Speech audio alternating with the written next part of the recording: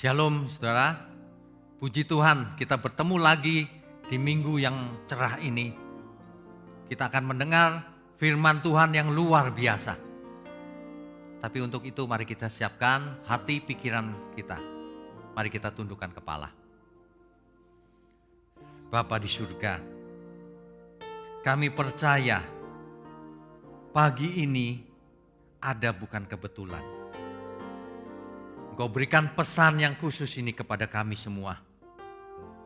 Agar kami semua boleh mendengar kebenaran dan mengerti. Dan boleh hidup berbuah-buah. Terima kasih Bapa, layakkan setiap kami untuk mendengarnya. Urapi mulut hamba-Mu untuk menyampaikan kebenaran ini.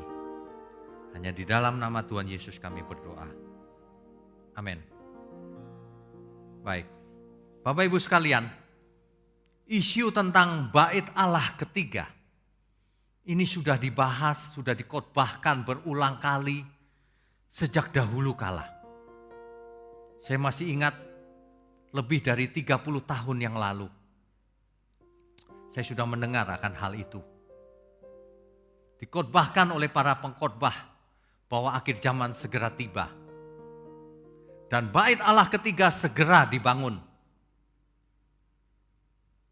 Bahkan ketika itu sudah menyebut tahunnya.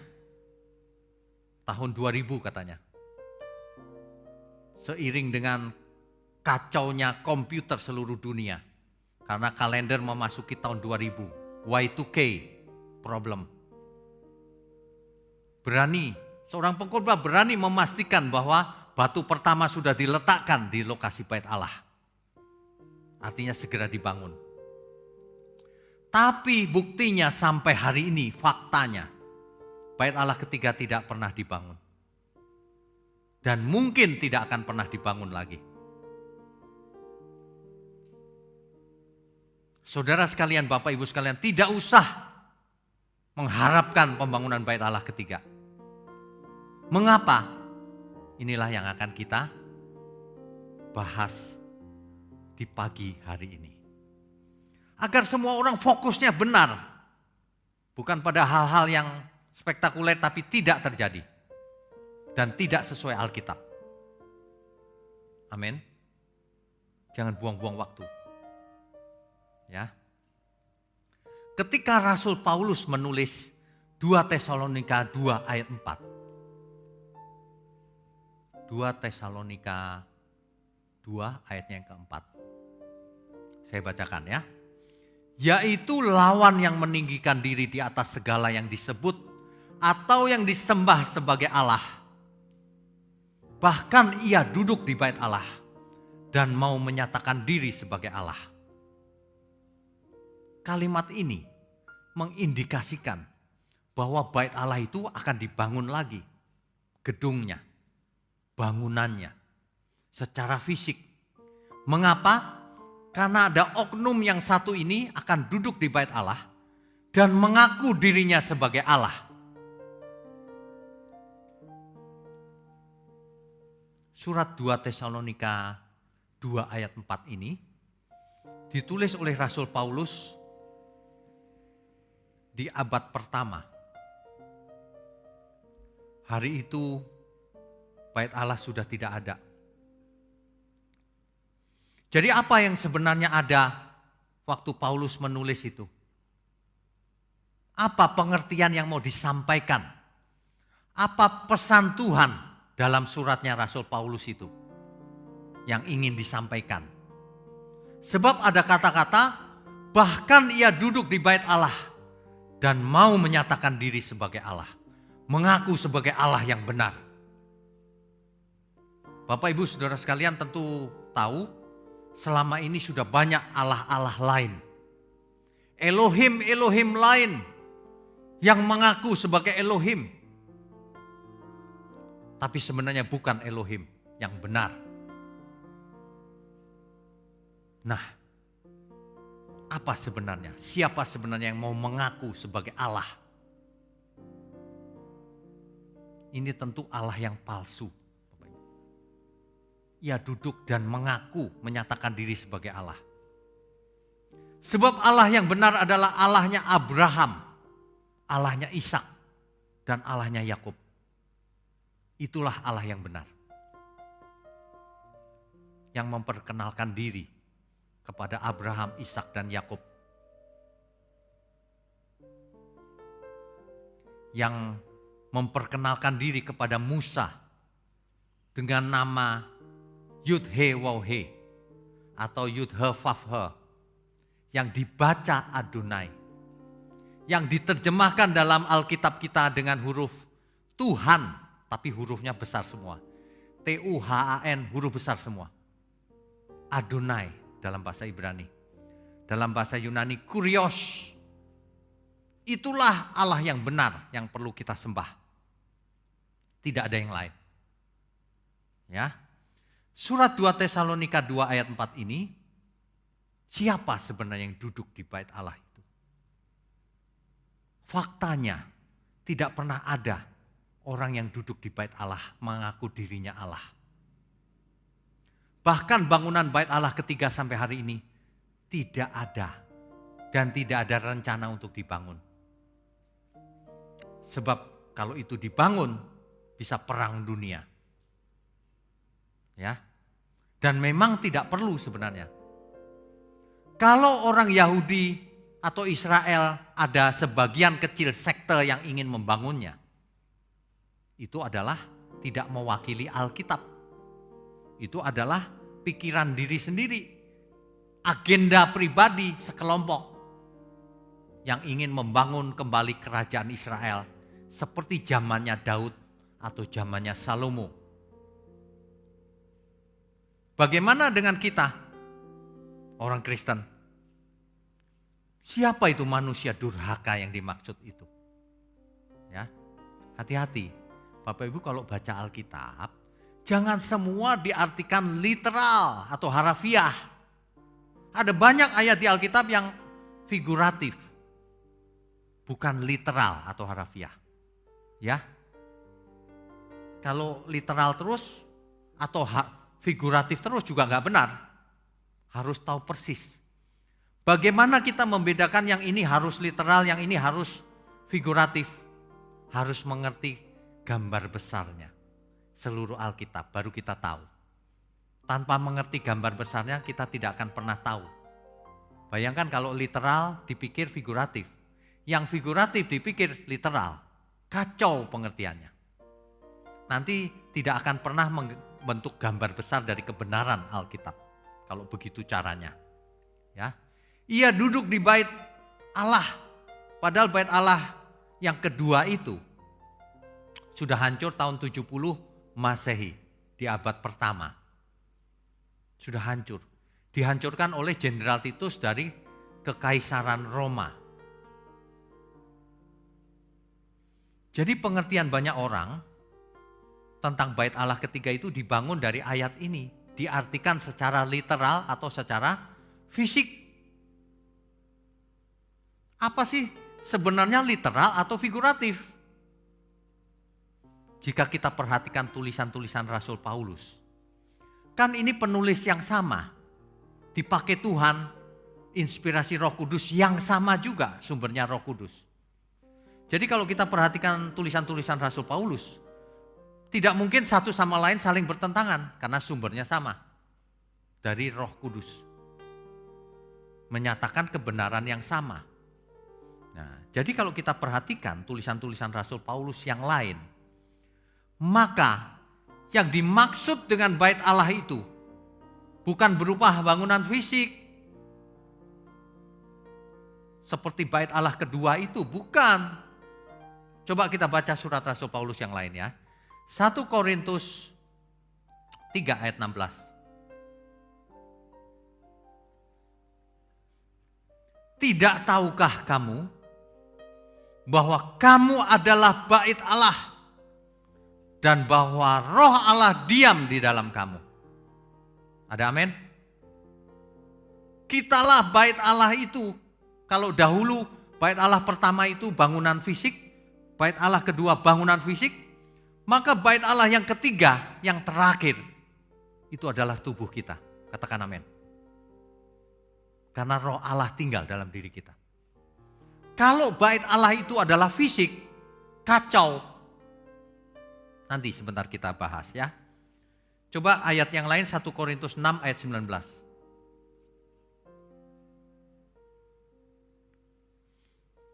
Atau tidak tahukah kamu bahwa tubuhmu adalah bait Roh Kudus yang diam di dalam kamu. Roh Kudus yang kamu peroleh dari Allah. Dan bahwa kamu bukan milik kamu sendiri. Ingat, tubuh kita adalah bait Roh Kudus. Rumahnya Roh Kudus. Bait Allah, rumahnya Roh Allah. Ya, itulah bait Allah ketiga dan yang terakhir. Tidak akan ada lagi bait Allah yang dibangun secara fisik di Yerusalem. Seandainya itu dibangun sekalipun, tidak ada hubungannya dengan kekristenan. Itu hubungannya dengan Yudaisme. Mereka kalau membangun bait Allah itu seandainya dibangun secara fisik, maka mereka akan mulai mempersembahkan korban bakaran lagi. Bagi kita itu tidak perlu. Kenapa? Karena korban yang sesungguhnya adalah anak domba Allah di kayu salib. Tuhan Yesus. Dan itu sekali untuk selamanya. Tidak perlu lagi ada korban bakaran. Itulah sebabnya tidak akan ada lagi bait Allah ketiga secara fisik. Karena bait Allah ketiga adalah tubuh kita. Roh Allah tinggal dalam diri kita. Ruang Maha Kudus masuk ke dalam tubuh kita. Tubuh kita akan dijadikan ruang yang Maha Kudus. Ruang Maha Kudus. Karena roh yang Maha Kudus, yang Maha Tinggi tinggal dalam diri kita. Ada amin? Untuk apa bait Allah dibangun lagi? Nanti ada ruang Maha Kudus lagi. Dipasang tirai lagi. Padahal dulu sudah robek karena Yesus mati di kayu salib. Dipasang tirai lagi. Lalu umat Allah gak bisa bertemu lagi. Imam-imam lagi, ada imam besar lagi. Bait Allah yang secara fisik itu justru memisahkan umat Allah dengan Allah. Itu dulu sementara di Israel sebelum ada Tuhan Yesus. Sebelum Tuhan Yesus mati di kayu salib maksud saya. Jangan kembali lagi pikirannya. Korban di Tuhan Yesus di kayu salib sudah lunas. Sudah selesai. Tidak perlu lagi ada korban-korban binatang, hewan. Korban bakaran, tidak perlu lagi. Artinya bait Allah ketiga juga tidak diperlukan lagi. Itulah sebabnya tubuhmu bait Allah. Roh Allah yang Maha Tinggi tinggal dalam dirimu, dalam diri kita. Ini kita harus mengerti loh. Kalau roh Allah tinggal dalam diri kita, dampaknya apa? Ini luar biasa ini. Jadi yang dimaksud bait Allah itu adalah figuratif. Ya. Itu adalah figuratif. 2000 tahun sudah berlalu sejak bait Allah itu hancur. Sampai hari ini. Kok tidak ada pembangunan lagi? Oh nanti Pak, banyak orang sedang mengharapkan itu. Tidak perlu. Karena tidak bakalan orang Kristen setelah itu dibangun, malah ditolak. Karena tidak boleh masuk, ada ruang Maha Kudus lagi. Ya. Dan jangan menghina salib Tuhan Yesus. Di atas kayu salib Tuhan berkata telah selesai. Kalau kayu salib sudah menyelesaikan semuanya, maka hukum Taurat tidak diperlukan lagi. Bait Allah ketiga tidak diperlukan lagi. Bait Allah ketiganya adalah tubuh kita. Kitalah yang harus hidup sebagai imam-imam di bait Allah. Kitalah imam-imam yang rajani. Imamat-imamat yang rajani. Imam besarnya adalah Tuhan Yesus.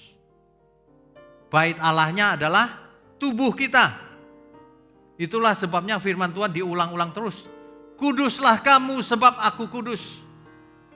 Bait Allah ini jangan dipakai untuk segala sesuatu yang Tuhan tidak berkenan.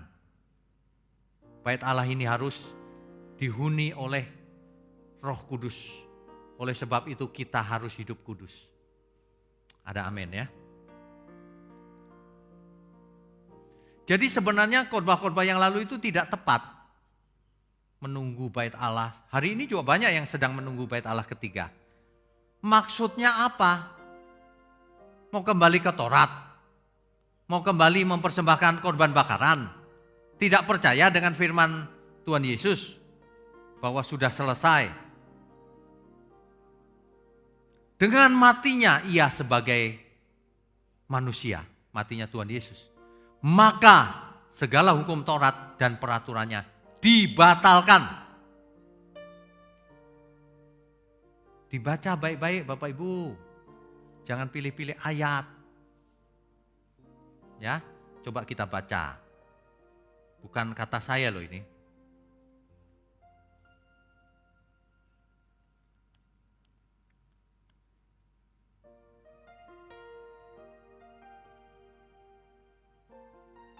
Ya, tapi jangan lupa bahwa hukum Taurat ini dibatalkan, tapi diganti dengan hukum kasih, hukum anugerah.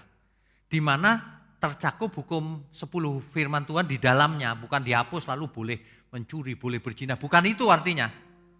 Disempurnakan. Disempurnakan, itu maksudnya.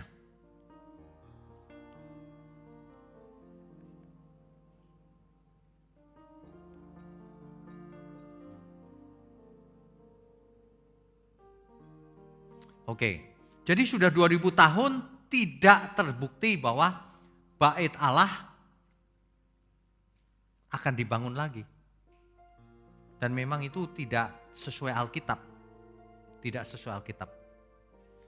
Mulai sekarang tidak usah membayangkan bait Allah yang dibangun, ketiga dibangun lagi ya, tidak usah. Kita baca sekali lagi 2 Korintus 6.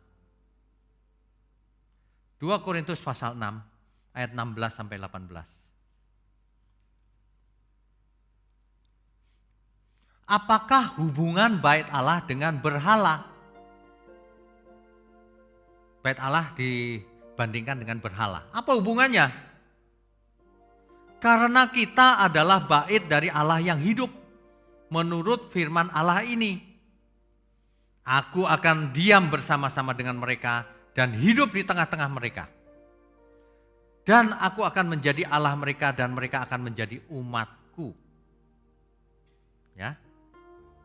Ayat 17. Sebab itu keluarlah kamu dari antara mereka dan pisahkanlah dirimu dari mereka. Firman Tuhan, dan janganlah menjamah apa yang najis, maka aku akan menerima kamu. Jangan menjamah yang najis, maka Tuhan akan menerima kita. Kenapa ya banyak orang itu punya pengertian itu ya? Kalau Yesus mati di kayu salib, sudah selesai maka kita nggak perlu hidup kudus. Maka kita nggak perlu berbuat apa-apa, nggak perlu berbuat baik. Pasif saja sudah selesai. Mengapa ya manusia punya pikiran seperti itu ya? Alkitab nggak mengatakan itu. Kalau Tuhan Yesus mati di kayu salib dan berkata sudah selesai, artinya tugas yang diberikan Bapa kepadanya sudah selesai. Sudah berdamai, shalom, nislam dalam bahasa Ibrani. Sudah lunas dibayar utang-utangnya. Artinya sudah ditebus, manusia berdosa ini sudah menjadi milik Tuhan. Nah, setelah menjadi milik Tuhan, ada di tangan Tuhan, harus belajar. Makanya dikatakan, sebab itu keluarlah kamu di antara mereka, keluar dari dunia. Jangan berpikir seperti dunia. Pisahkan dirimu dari mereka, berpisah. Jangan berpikir ala dunia. Hendaklah dalam hidupmu berubah menurut pembaharuan akal budimu. Jangan serupa dengan dunia ini. Alkitab berkata berulang kali seperti itu. Jangan menjamah apa yang najis, maka aku akan menerima kamu. Ayat 18. Dan aku akan menjadi bapamu, dan kamu akan menjadi anak-anakku, laki-laki dan anak-anakku perempuan. Demikianlah firman Tuhan yang Maha Kuasa. Jadi intinya orang percaya adalah bait dari Allah yang hidup. Jadi bait Allah ketiga adalah tubuh orang percaya. Bait Allah ketiga sudah ada, ya kita semua tubuh orang percaya. Gereja Tuhan juga sudah ada, bukan gedungnya, ya kita semua. Orang-orang percaya seluruh dunia, itulah gereja Tuhan. Itulah rumah Tuhan, itulah bait Allah. Yaitu tubuh orang percaya. Bangunan bait Allah yang pertama dan kedua itu bangunan fisik. Adanya di Yerusalem. Bait Allah ketiga, tubuh orang percaya, tidak hanya di Yerusalem, tapi di seluruh dunia. Itulah sebabnya ibadah yang benar gak usah menghadap Yerusalem. Kiblatnya bukan Yerusalem lagi, tapi kiblatnya adalah ke surga langit baru, bumi baru. Jadi bukan secara fisik menghadapnya itu. Dalam seluruh hidup kita menghadap Tuhan. Ini selaras dengan seluruh Alkitab. Ya. Selaras dengan seluruh Alkitab. Yesus berkata, orang tidak menyembah di gunung atau di Yerusalem lagi. Itu tentu yang dimaksud menyembah di dalam gedung fisik Yerusalem. Di gunung juga dibangun peribadatan oleh orang Samaria. Tetapi harus menyembah dalam roh dan kebenaran. Dalam seluruh hidup kita. Persembahan yang hidup adalah, persembahan yang berkenan bagi Tuhan adalah persembahan yang hidup. Hidup kita maksudnya. Ya. Jadi tidak perlu korban bakaran lagi, tidak perlu imam-imam lain lagi karena kitalah imamat-imamat yang rajani. Tidak perlu imam besar lagi di bait Allah karena imam besarnya adalah Tuhan Yesus sendiri. Tidak perlu hidup di bawah hukum Taurat. Tapi harus melakukan kehendak Tuhan. Ada banyak saudara-saudara kita yang masih salah pengertiannya. Kalau Tuhan berkata, kamu harus sempurna seperti Bapamu sempurna. Matius 5 ayat 48. Harus sempurna. Ada yang menjawab begini sama saya. Itu sempurna di situ itu dalam hal pengampunan, Pak. Mengampuni aja, karena kalau kita baca itu soal mengampuni. Ini artinya ayatiah. Kita harus membaca seluruh Alkitab. Nanti kita tahu bahwa kita itu harus sempurna dalam segala hal. Kalau engkau panggil dia Bapak, artinya kamu anak. Hendaklah kamu hidup dalam ketakutan selama menumpang di bumi ini.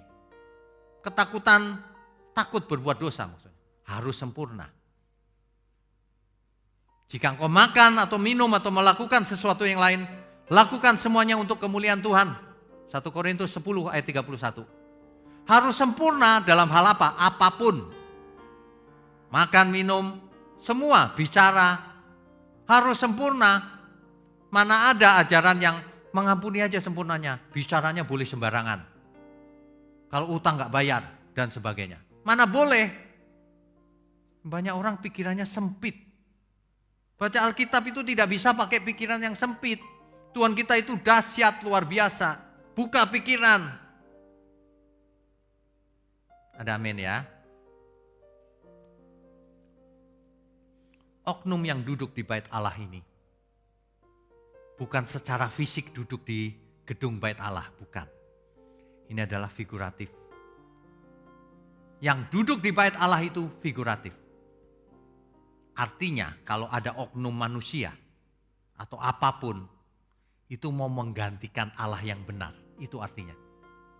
mau menggantikan ajaran yang benar, mau menggantikan kebenaran Allah, kebenaran firman, firman kebenaran. Semuanya mau digantikan oleh oknum ini. Oknum ini bisa berupa manusia, bisa berupa ajaran. Perhatikan baik-baik. Itu artinya. Jadi jangan membayangkan manusia nanti masuk ke bait Allah Allahnya dibangun dulu, terus duduk, terus halu-halu ke seluruh dunia, aku Allah. Bukan begitu. Jangan terlalu naif. Ya, kita harus belajar, kita harus cerdas. Untuk mengerti kebenaran, kita harus tulus, jujur, tapi juga harus cerdas. Perhatikan konteks besarnya juga. Jangan hanya konteks dekat.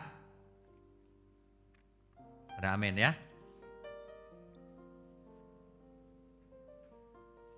Oknum ini berusaha membelokkan orang-orang percaya atau umat Tuhan ke sesuatu yang lain. Bahkan ia juga berusaha untuk orang-orang awam yang lebih mudah disesatkan. Untuk mengikut Allah lain. Padahal hukum yang terutama, firman Tuhan yang terutama. Jangan ada padamu ilah lain di hadapanku, di hadapan hadiratku. Jangan punya ilah lain.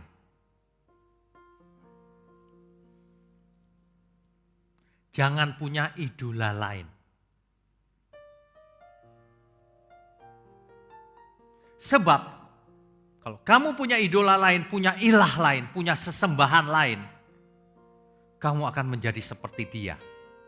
Kamu bukan seperti aku. Kira-kira begitu. Baik, perhatikan Bapak Ibu. Seseorang yang mengikut suatu ajaran, ia menjadi seperti ajaran itu. Tuhan tidak mau manusia binasa. Tuhan tidak mau manusia menjadi seperti yang lain. Tuhan mau manusia menjadi seperti dirinya. Yang belajar sama Tuhan. Yang memanggil Bapa kepada Bapa di surga. Yang menjadi anak-anak Allah yang maha tinggi. Yang bukan KTP-nya saja yang Kristen. Tetapi hidupnya seperti Kristus. Yang mengenakan pikiran dan perasaan Kristus. Filipi 2 ayat 5. Ada amin ya Bapak Ibu sekalian. Jadi sebenarnya bait Allah ketiga sudah ada, yaitu tubuh kita semua, tubuh orang percaya. Roh Kudus ada dalam diri kita. Ruang Maha Kudus adalah tubuh kita. Imam besarnya adalah Tuhan Yesus sendiri. Kitalah imamat-imamat yang rajani. Imam. Oleh sebab itu kita tidak boleh hidup tidak kudus. Oleh sebab itu kita harus hidup kudus, tak bercacat, tak bercela. Ada amin Bapak Ibu? Ini sangat jelas. Kalau kita mengerti hal ini, hidup kita akan terarah secara benar. Kita akan hidup, menggerakkan hidup kita. Karena tubuhku bait Allah, aku tidak akan menyentuh yang najis. Aku akan berusaha hidup sekudus-kudusnya. Aku akan berusaha menyenangkan Dia. Aku akan berusaha dengan sungguh-sungguh. Tidak ada waktu yang kubuang untuk hal-hal yang sia-sia. Fokusku akan langit baru, bumi baru. Tidak ada yang lain. Fokus itu jangan ke dunia, tetapi ke langit baru, bumi baru. Sebab Alkitab berkata, sesungguhnya kita menantikan langit yang baru dan bumi yang baru.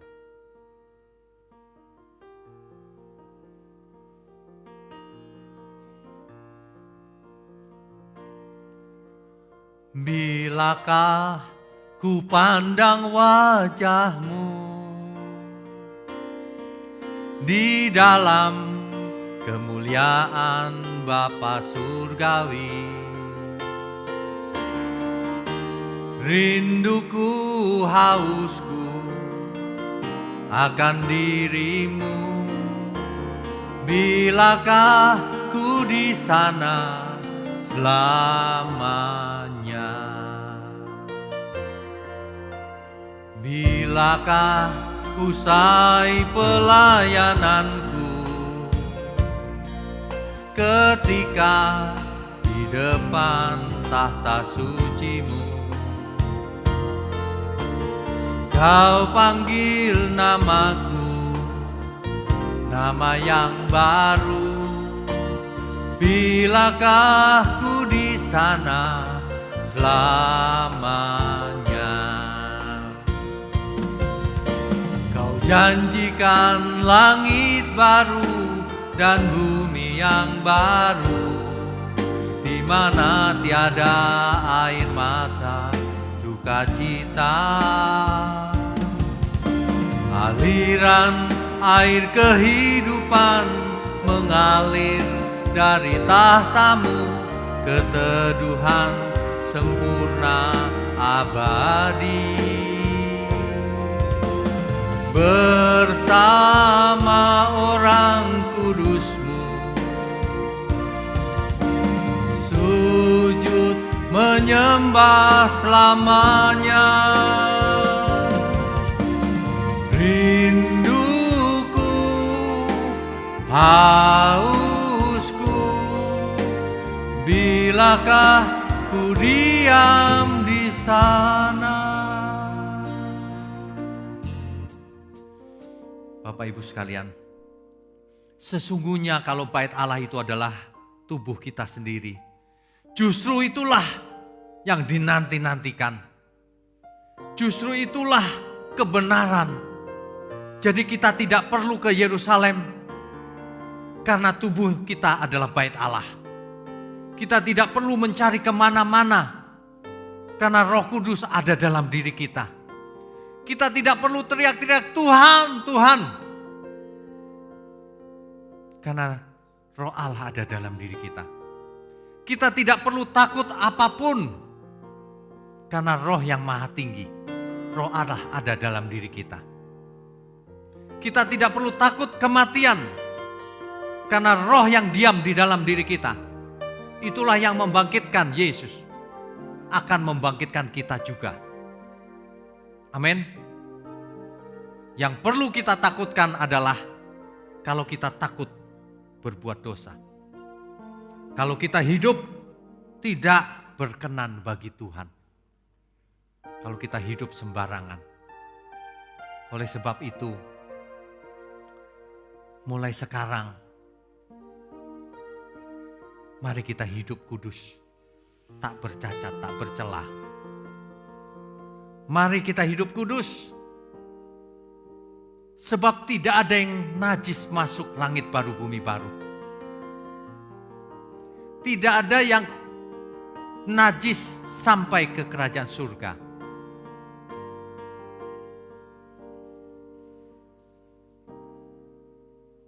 Ini artinya, kalau tubuh kita adalah bait Allah, artinya kita tidak boleh hidup sembarangan. Harus hidup kudus dalam segala hal. Jangan sembarangan lagi, saudara. Ke depan, mari kita belajar sempurna. Jangan didengarkan ajaran yang manusia tidak bisa sempurna. Ini perintah Tuhan. Sebab itu kamu harus sempurna, seperti Bapakmu sempurna. Itu bukan berarti kita menjadi Bapak, menjadi Allah, bukan. Kalau Bapa itu sempurna, kita harus sempurna, itu maksudnya. Kita tidak bisa sempurna sebagai Allah, kita sempurna sebagai manusia. Sebagai anak-anak Allah, itu maksudnya. Yang dalam segala hal, Tuhan berkenan.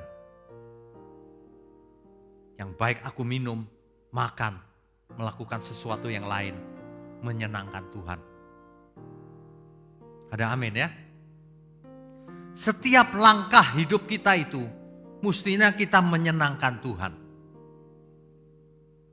Dimanapun, kapanpun, dalam segala hal. menyenangkanmu, senangkanmu, hanya itu kerinduanku, menyenangkanmu, senangkan hatimu, hanya itu kerinduanku. Hanya itu kerinduan kita, saudara. Jangan pernah memiliki kerinduan yang lain. Sebab jika kita rindu Tuhan dan kita melakukannya sebagai bait Allah, sebagai persembahan yang hidup, maka kita pun juga bahagia. Justru kebahagiaan yang sebenarnya, damai yang sejahtera, itu jika kita ada di dalam Tuhan. Dimanapun, kapanpun, dalam segala hal, kita akan bahagia. Ya, ibadah yang benar itu menyenangkan Tuhan. Sebagai bait Allah, kita harus menyenangkan Tuhan. Menyenangkanmu, menyenangkanmu, dimanapun dan kapanpun, dalam segala perkara, menyenangkanmu, menyenangkanmu, sejak di bumi sampai selamanya. Menyenangkanmu, menyenangkanmu, sejak di bumi sampai selamanya, sejak di bumi sampai selamanya.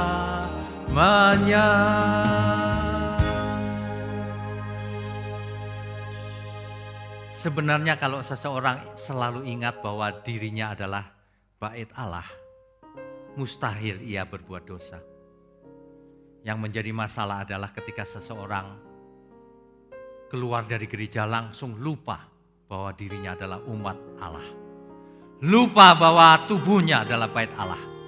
Lupa bahwa Roh Kudus ada dalam dirinya. Sehingga ia takut di kuburan. Takut terhadap roh-roh jahat, takut terhadap setan, takut khawatir terhadap dunia ini. Mulai sekarang jangan pernah lupa, tubuh kita adalah bait Allah. Yang ketiga dan yang terakhir. Tidak pernah ada lagi.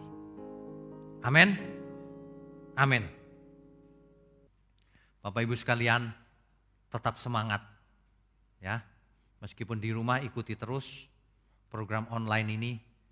Juga untuk seluruh umat Tuhan dimanapun berada. Saya tahu ada yang ada di Portland, di San Francisco, di California.